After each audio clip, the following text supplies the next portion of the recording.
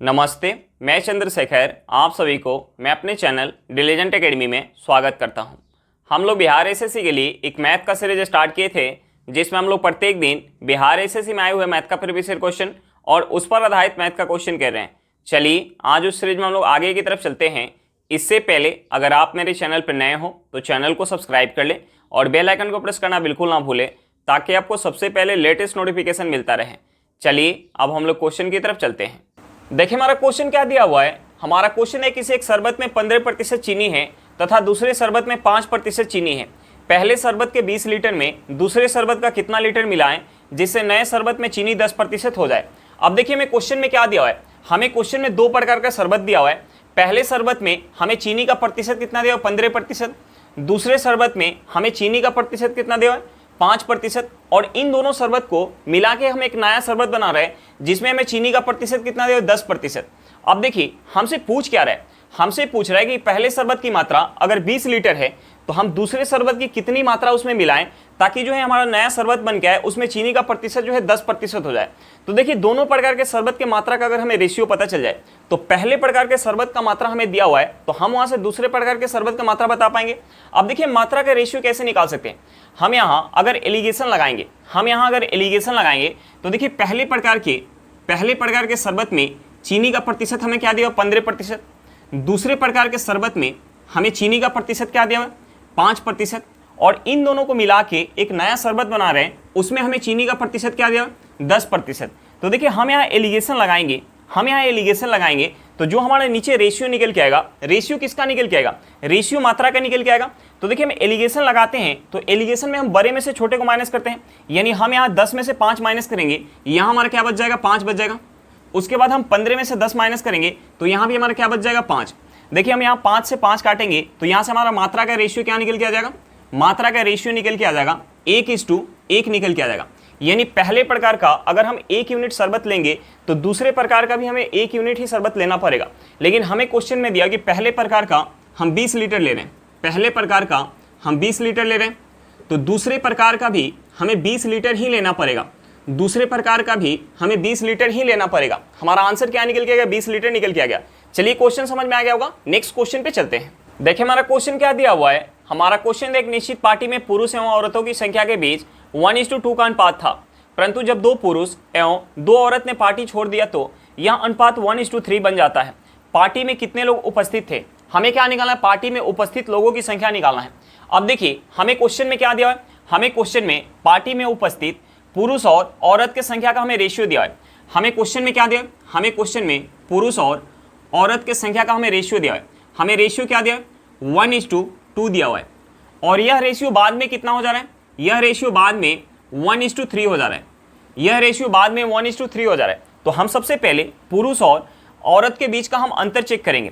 देखिए हमने मान लिया कि पहले पुरुष अगर 1 यूनिट होंगे तो औरत कितना थी, 2 यूनिट, यानी यहाँ जो है अंतर कितना हो जाएगा, इन दोनों के बीच का 1 यूनिट हो जाएगा। अब देखिए बाद में पुरुष कितना हो जा रहे हैं, 1 यूनिट, तो औरत कितना हो जा रही है, 3 यूनिट, यानी यहाँ अंतर कितना हो जाएगा, 2 यूनिट। अब देखिए यहाँ जो हमारा अंतर निकल के आया वो हमारा अंतर बराबर निकल के नहीं आया, जबकि हमारा अंतर जो है बराबर निकल के आना चाहिए, क्योंकि हमें क्वेश्चन में क्या दिया है, पहले हमें रेशियो दिया है 1:2, उसके बाद जो है 2 पुरुष और 2 औरत जो है पार्टी छोड़ के जा रहे हैं, यानी जितना पुरुष पार्टी छोड़ के जा रहे हैं उतनी ही औरत पार्टी छोड़ के जा रही है, यानी दोनों बराबर संख्या में पार्टी छोड़ के जा रहे हैं। तो जो पहले हमारा अंतर होगा पुरुष और औरत के बीच का जो पहले अंतर होगा बाद में भी उतना ही होना चाहिए।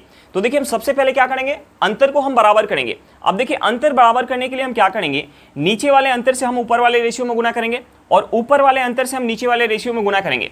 अब देखिए ऊपर वाले रेशियो में अगर हम 2 से गुना करेंगे तो ये हमारा हो जाएगा 2:4 हो जाएगा, और नीचे वाले रेशियो में अगर हम 1 से गुना करेंगे तो ये हमारा क्या हो जाएगा, 1:3 हो जाएगा।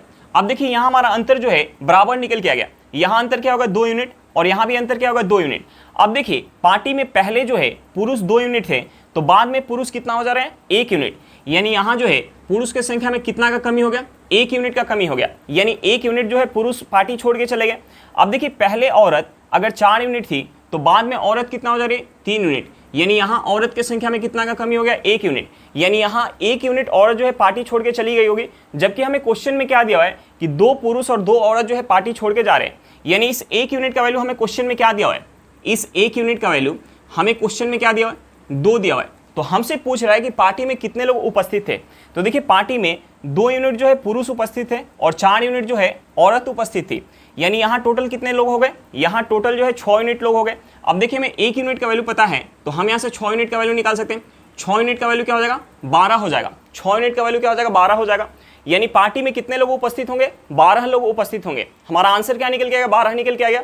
चलिए क्वेश्चन समझ में आ गया होगा, नेक्स्ट क्वेश्चन पे चलते हैं। देखिए हमारा क्वेश्चन क्या दिया हुआ है, हमारा क्वेश्चन है 3 संख्याओं का माध्य 15 है, इन संख्याओं का परास 8 है, जबकि 2 न्यूनतम संख्याओं का अंतर 1 है। इन तीनों संख्या में से बड़ी संख्या क्या है।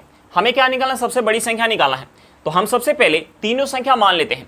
देखिए हमने मान लिया कि सबसे छोटी संख्या 1 से, हमने मान लिया कि सबसे छोटी संख्या 1 से, तो हमें क्वेश्चन में क्या दिया है कि 2 न्यूनतम संख्याओं का अंतर 1 है। यानी इससे जो बड़ी होगी वो संख्या हमारी क्या होगी, x + 1 होगी, क्योंकि हमें दोनों का अंतर क्या दिया है, 1 दिया है।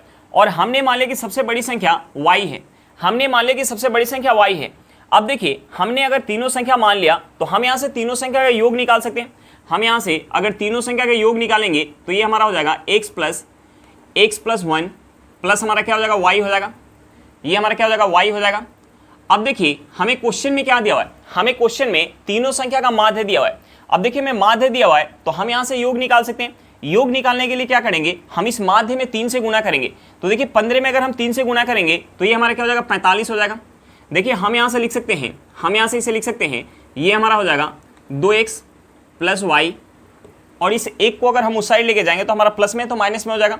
यानी हम 45 में से अगर 1 माइनस करेंगे तो ये हमारा क्या हो जाएगा, ये हो जाएगा 44। अब देखिए हम यहाँ से 2x = क्या लिख सकते हैं, 2x = लिख सकते हैं 44 - y लिख सकते हैं। अब देखिए हमें क्वेश्चन में और क्या दिया हुआ है, हमें क्वेश्चन में संख्याओं का परास दिया हुआ है। तो देखिए हम संख्याओं का परास कैसे निकालते हैं। परास निकालने के लिए हम क्या करते हैं, जो हमें संख्या दिया होता है उसमें हम सबसे अधिकतम मान चुनते हैं और सबसे न्यूनतम मान चुनते हैं। सबसे अधिकतम मान में से अगर हम सबसे न्यूनतम मान को माइनस करते हैं तो हमारा परास निकल के आता है। तो देखिए यहाँ जो है हमें 3 संख्या दिया हुआ है तो इसमें सबसे अधिकतम क्या है, y है।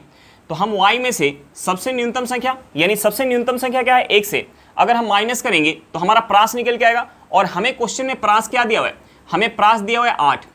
अब देखिए हमसे पूछ क्या रहा है, सबसे बड़ी संख्या, यानी हमसे जो है y का वैल्यू पूछ रहा है। तो हम यहाँ x का वैल्यू पुट करेंगे। अब देखिए यहाँ हमारा क्या है, 2x का वैल्यू हमें पता है, तो हम इस इक्वेशन में 2 से गुना कर लेते हैं। तो ये हमारा क्या हो जाएगा, ये हमारा हो जाएगा 2y - 2x = क्या हो जाएगा, 16 हो जाएगा।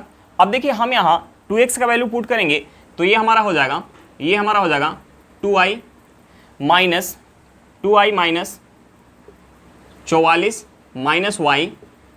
= क्या हो जाएगा, 16 हो जाएगा। अब देखिए माइनस से ब्रैकेट के अंदर हम गुणा करेंगे तो ये हमारा हो जाएगा 2y - 44 + y = क्या हो जाएगा, 16 हो जाएगा। अब देखिए हम यहाँ से y से y ऐड करेंगे तो ये हमारा हो जाएगा 3y = इस -44 को अगर हम उस साइड लेके जाएंगे तो हमारा माइनस में तो प्लस में हो जाएगा। तो देखिए 16 में अगर हम 44 ऐड करेंगे तो ये हमारा क्या हो जाएगा, ये हमारा हो जाएगा 60, ये हमारा क्या हो जाएगा 60। अब देखिए 3 से अगर हम 60 को काटेंगे तो ये कितने बार में जाएगा, 20 बार में। यानी यहाँ से हमारा y क्या निकल के आ गया, यहाँ से हमारा y क्या निकल के आ गया, y निकल के आ गया 20। यानी सबसे बड़ी संख्या क्या निकल के आ गया, 20 निकल के आ गया।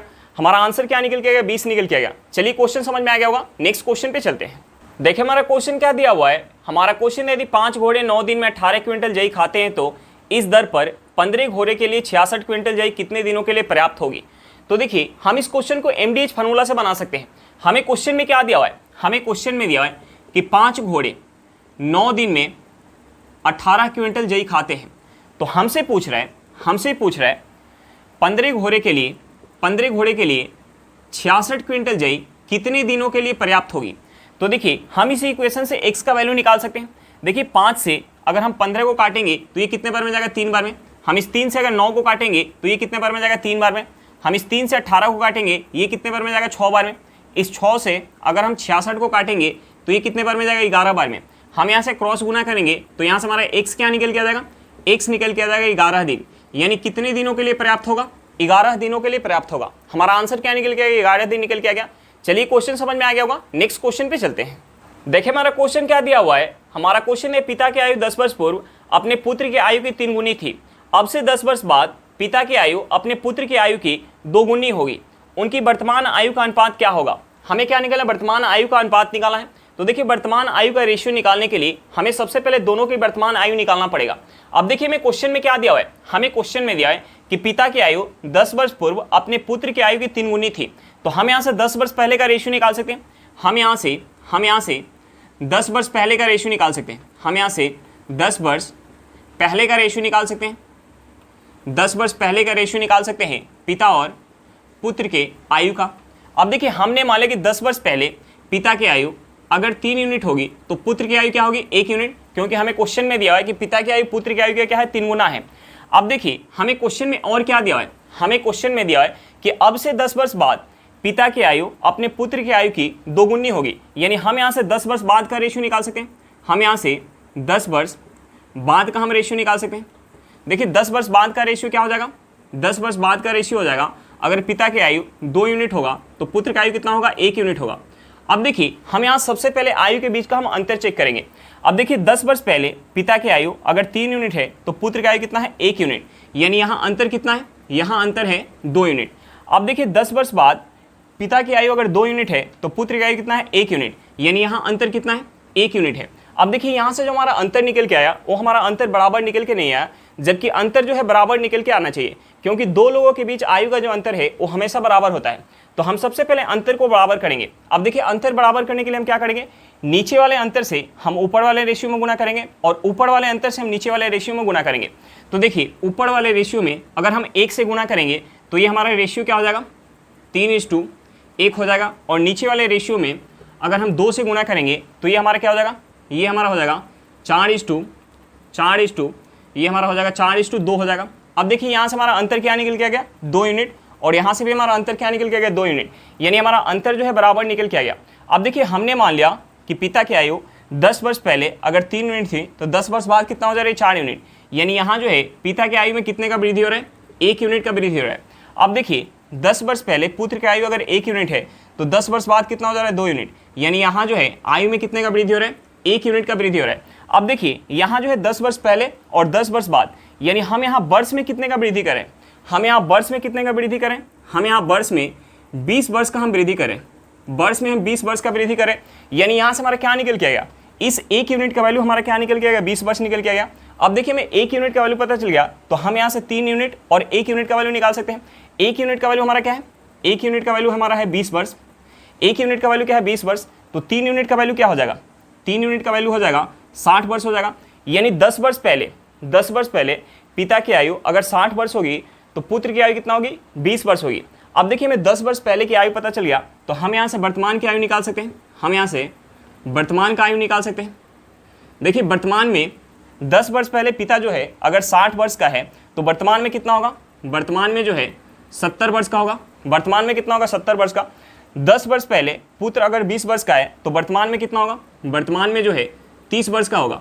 अब देखिए यहाँ से हमारा 0 से 0 कट जाएगा, यहाँ से हमारा रेशियो क्या निकल के आएगा, रेशियो निकल के आ गया 7:3, यानी वर्तमान का रेशियो क्या निकल के आ गया, 7:3 निकल के आ गया। चलिए क्वेश्चन समझ में आ गया होगा, नेक्स्ट क्वेश्चन पे चलते हैं। देखिए हमारा क्वेश्चन क्या दिया हुआ है, हमारा क्वेश्चन है 30 फीट गहरे कुएं में एक मेढक गिर जाता है, वह प्रत्येक दिन 3 फीट ऊपर चढ़ता है और प्रत्येक रात्रि को 2 फीट पीछे सरक जाता है, तो उस मेढक को कुएं से बाहर आने में कितना समय लगेगा। अब देखिए हमें क्वेश्चन में क्या दिया हुआ है, हमें क्वेश्चन में दिया है कि मेढक जो है प्रत्येक दिन 3 फीट ऊपर चढ़ता है और प्रत्येक रात्रि को 2 फीट पीछे सरक जाता है, यानी एक दिन में मेढक जो है कितना ऊपर चढ़ पाएगा, एक दिन में मेढक कितना ऊपर चढ़ पाएगा। एक दिन में मेढक जो है 3 फीट चढ़ के और 2 फीट जो है पीछे अगर सरक जाएगा, यानी एक दिन में 1 फीट चढ़ पाएगा, एक दिन में 1 फीट चढ़ पाएगा, एक दिन में 1 फीट चढ़ पाएगा। अब देखिए ये कब तक हो रहा होगा, यानी 3 फीट चढ़ के 2 फीट जो है पीछे सरक जाना, ये कब तक हो रहा होगा, आखिरी प्रयास से 1 प्रयास पहले तक, यानी आखिरी प्रयास जब किया होगा तो एक प्रयास में जो है 3 फीट चढ़ रहा है, यानी आखिरी जब 3 फीट चढ़ना बाकी होगा, आखिरी जब 3 फीट चढ़ना बाकी होगा तो आखिरी प्रयास जब किया होगा तो कुएं से बाहर आ गया होगा, यानी ये कब तक हो रहा होगा, पीछे सरकने वाला काम कब तक हो रहा होगा, आखिरी प्रयास से 1 प्रयास पहले तक। तो देखिए एक प्रयास में कितना चल रहा है, 3 फीट, तो देखिए कुएं की हमें गहराई कितना दिया है, 30 फीट दिया है, तो हम सबसे पहले इस 30 फीट में से 3 फीट माइनस करेंगे, यानी पहले जो है मेढक को 27 फीट चढ़ना है, पहले जो है मेढक को 27 फीट चढ़ना है। अब देखिए 27 फीट चढ़ने तक ये जो क्रिया होगा, यानी 3 फीट चढ़ के 2 फीट पीछे सरक जाना, यानी 27 फीट चढ़ने में कितना टाइम लग जाएगा? 27 फीट चढ़ने में 27 दिन का टाइम लग जाएगा। कितना टाइम लग जाएगा? 27 दिन का टाइम लग जाएगा।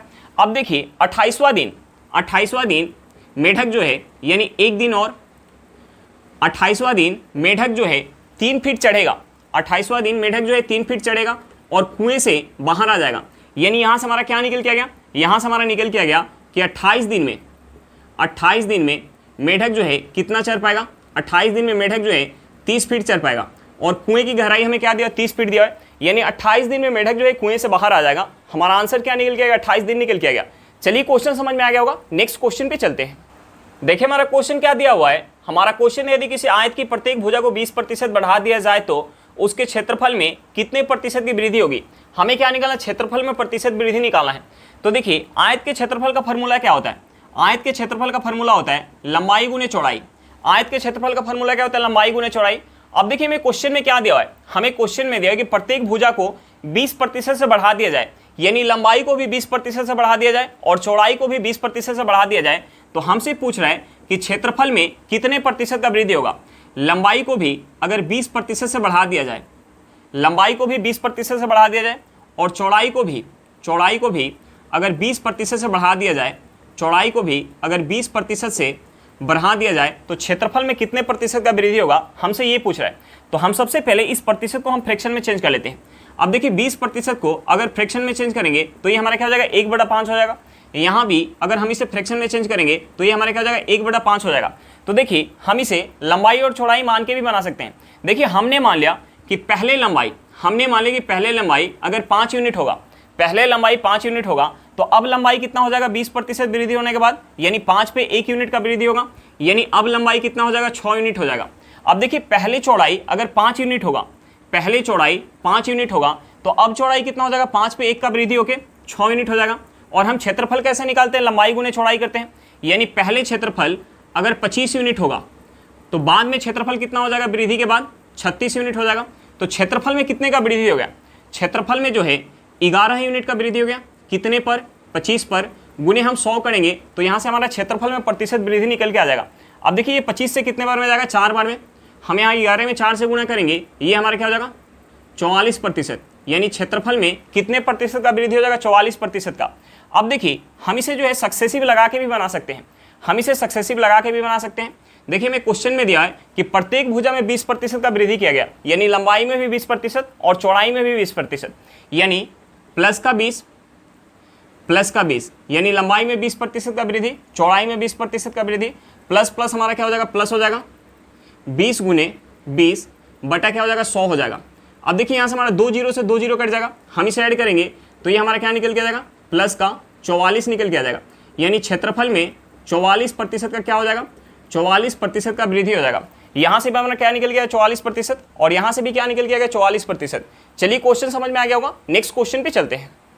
देखिए हमारा क्वेश्चन क्या दिया हुआ है। हमारा क्वेश्चन है, एक दुकानदार 5 रुपए के 3 की दर से कलमे खरीदी तथा 4 रुपए के 2 के दर से बेच दिया, उसका लाभ प्रतिशत क्या है? हमें क्या निकालना है? लाभ प्रतिशत निकालना है।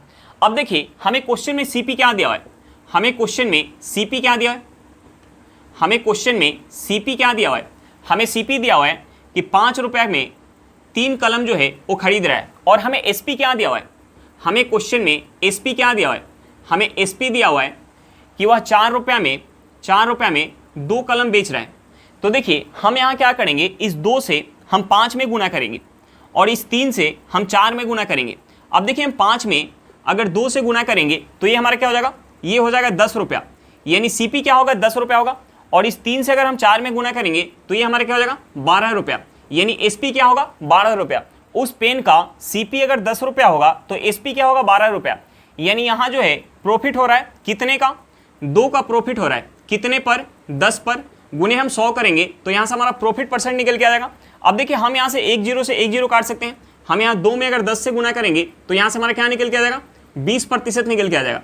यानी प्रॉफिट परसेंट क्या निकल के आ गया? 20% निकल के आ गया। हमारा आंसर क्या निकल के आ गया? 20% निकल के आ गया। चलिए क्वेश्चन समझ में आ गया होगा। नेक्स्ट क्वेश्चन पे चलते हैं।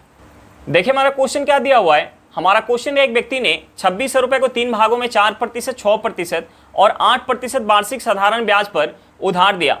वर्ष के अंत में प्रत्येक भाग से बराबर ब्याज मिले तो 4% की दर पर उसने कितना धन उधार दिया। हमें क्या निकालना है कि 4% पर वह कितना धनराशि उधार दे रहा है, हमें जो है उस धनराशि को निकालना है। अब देखिए हमें क्वेश्चन में दिया है कि 2600 रुपये को 3 भागों में बांटकर पहले भाग को 4% के ब्याज दर पे, दूसरे भाग को 6% के ब्याज दर पे और तीसरे भाग को 8% के ब्याज दर पे उधार दे रहा है। तो एक वर्ष में जो ब्याज मिल रहा है उस सभी राशि से जो है बराबर ब्याज मिल रहा है।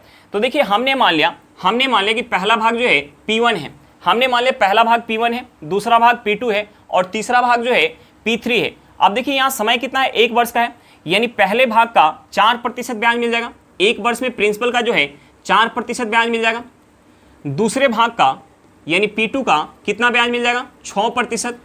और तीसरे भाग यानी P3 का कितना ब्याज मिल जाएगा, P3 का 8% ब्याज मिल जाएगा। और हमें क्वेश्चन में दिया कि सभी से जो ब्याज मिल रहा है वो आपस में बराबर है। अब देखिए हम यहाँ से परसेंटेज काट सकते हैं, हम इसे 2 से भी काट सकते हैं। ये 2 से जाएगा 2 बार में, ये 2 से जाएगा 3 बार में और ये 2 से जाएगा 4 बार में। देखिए यहाँ से हमारा क्या निकल के आ जाएगा, यहाँ से हमारा निकल के आ जाएगा 2P1 = 3P2 = 4P3। अब देखिए हम यहाँ से P1, P2 और P3 का रेशियो निकाल सकते हैं। हम यहाँ से P1, P2 और P3 का हम रेशियो निकाल सकते हैं। अब देखिए हमें P1 चाहिए तो हम P1 को ढकेंगे और इन दोनों को गुना करेंगे। तो देखिए 3 में अगर हम 4 से गुना करेंगे तो ये हमारा क्या हो जाएगा, 12 हो जाएगा। उसके बाद हमें P2 चाहिए तो हम P2 को ढकेंगे और इन दोनों को गुना करेंगे, यानी 2 में अगर हम 4 से गुना करेंगे तो ये हमारा क्या हो जाएगा, 8 हो जाएगा। उसके बाद हमें P3 चाहिए तो हम P3 को ढकेंगे और इन दोनों को गुना करेंगे, यानी 2 में अगर हम 3 से गुना करेंगे तो ये हमारा क्या हो जाएगा, 6 हो जाएगा। हम इसे 2 से काट सकते हैं, ये 2 से जाएगा 6 बार में, ये 2 से जाएगा 4 बार में और ये 2 से जाएगा 3 बार में। अब देखिए हमने मान लिया कि P1 अगर 6 यूनिट है तो P2 कितना होगा, 4 यूनिट और P3 कितना होगा, 3 यूनिट। यानी यहाँ से टोटल जो है राशि क्या हो जाएगी, यहाँ से टोटल राशि हो जाएगी 13 यूनिट, जबकि हमें क्वेश्चन में टोटल राशि क्या दे, 2600 रुपया। यानी इस 13 यूनिट का वैल्यू हमें क्वेश्चन में क्या दिया हुआ है, 2600 रुपया दिया है। 13 यूनिट का वैल्यू हमें क्वेश्चन में 2600 रुपया दिया है। तो हम यहाँ से 1 यूनिट का वैल्यू निकाल सकते हैं। 1 यूनिट का वैल्यू क्या हो जाएगा, 1 यूनिट का वैल्यू हो जाएगा 200 रुपया। और हमसे पूछ रहा है कि 4% पर दी गई उधार जो है राशि पूछ रहा है, यानी 4% पर P1 दिया जा रहा है। P1 कितना है, 6 यूनिट। अब देखिए हमें 1 यूनिट का वैल्यू पता है तो हम यहाँ से 6 यूनिट का वैल्यू निकाल सकते हैं। 6 यूनिट का वैल्यू क्या हो जाएगा, 1200 रुपया। यानी हमारा आंसर क्या निकल के आएगा, 1200 रुपया निकल के आएगा। हमारा आंसर क्या निकल के आएगा, 1200 रुपया। यानी 1200 रुपया को 4% पर उधार दिया गया होगा। हमारा आंसर क्या निकल के आएगा, 1200 रुपया। चलिए क्वेश्चन समझ में आ गया होगा, नेक्स्ट क्वेश्चन पे चलते हैं। देखिए हमारा क्वेश्चन क्या दिया हुआ है, हमारा क्वेश्चन है 2 संख्याओं का गुणनफल 9375 है तथा बड़ी संख्या को छोटी संख्या से भाग देने पर भागफल 15 प्राप्त है। इन संख्याओं का योग कितना है। हमें क्या निकालना है, दोनों संख्याओं का योग निकालना है। तो हमें सबसे पहले दोनों संख्या निकालना पड़ेगा। अब देखिए दोनों संख्या निकालने के लिए हम दोनों संख्या को कुछ मान लेते हैं। देखिए हमने मान लिया कि एक संख्या हमारी a है और दूसरी संख्या b है, जहां a जो है b से बड़ी है। अब देखिए हमें क्वेश्चन में क्या दिया है, हमें क्वेश्चन में दोनों संख्या का गुणनफल दिया हुआ है, यानी a गुने b हमें क्या दिया है, a गुने b हमें दिया हुआ है 9375। और हमें क्वेश्चन में क्या दिया है कि बड़ी संख्या को यानी a को जब हम छोटी संख्या से यानी b से भाग दे रहे हैं तो भागफल हमें 15 प्राप्त हो रहा है। अब देखिए हम यहाँ क्रॉस गुना करेंगे तो हम यहाँ से लिख सकते हैं ये हमारा हो जाएगा a = 15b हो जाएगा। अब देखिए हम यहाँ a का वैल्यू पुट करेंगे, a = हमारा क्या है, 15b है। यानी हम यहाँ से इसे लिख सकते हैं, अगर हम यहाँ 15b रखेंगे तो ये हमारा हो जाएगा 15b गुने b = क्या हो जाएगा, 9375। अब देखिए हम इसे अगर 15 से काटेंगे तो यहाँ से हमारा हो जाएगा, ये हमारा हो जाएगा b²। हम इसे अगर 15 से काटेंगे तो 15 × 90 हाथ में 3, ये हो जाएगा 37, 15 दूना 30 हाथ में 7, 75, 15 × 5 = 75। अब देखिए b² हमारा क्या निकल के आ गया, b² हमारा निकल के आ गया 625। अब देखिए 625 किसका स्क्वायर होता है, 25 का, यानी b = क्या हो जाएगा, b = हमारा हो जाएगा 25। अब देखिए हमें b पता चल गया तो हम यहाँ b का अगर वैल्यू रखेंगे तो यहाँ से हमारा a निकल के आ जाएगा, या हम यहाँ b का वैल्यू रख ले तो यहाँ से भी हमारा a निकल के आ जाएगा। तो देखिए यहाँ से हमारा a क्या हो जाएगा, हमारा यहाँ से a क्या हो जाएगा, अगर हम यहाँ b का वैल्यू रख ले तो b हमारा क्या है, 25 है। तो देखिए 25 में अगर हम 15 से गुना करेंगे, 25 में अगर हम 15 से गुना करेंगे तो ये हमारा क्या हो जाएगा, 25 दहा 250 और 25 पचे क्या होता है 125, यानी ये हमारा क्या हो जाएगा 375 हो जाएगा। ये हमारा क्या हो जाएगा 375। और हमसे पूछ क्या रहा है दोनों संख्या का योगफल, यानी हमसे पूछ रहा है a प्लस बी। तो देखिए a प्लस बी क्या हो जाएगा, हम इन दोनों को ऐड करेंगे तो ये हमारा हो जाएगा 400। हमारा आंसर क्या निकल के आ गया, 400 निकल के आ गया। चलिए क्वेश्चन समझ में आ गया होगा। आज के लिए इतना ही, फिर मिलते हैं नेक्स्ट क्लास में। अगर क्लास अच्छा लगे तो क्लास को लाइक करिएगा, अगर आप मेरे चैनल पर नए हो तो चैनल को सब्सक्राइब करिएगा और क्लास को अपने दोस्तों के साथ शेयर करना बिल्कुल मत भूलिएगा। चलिए बाय बाय।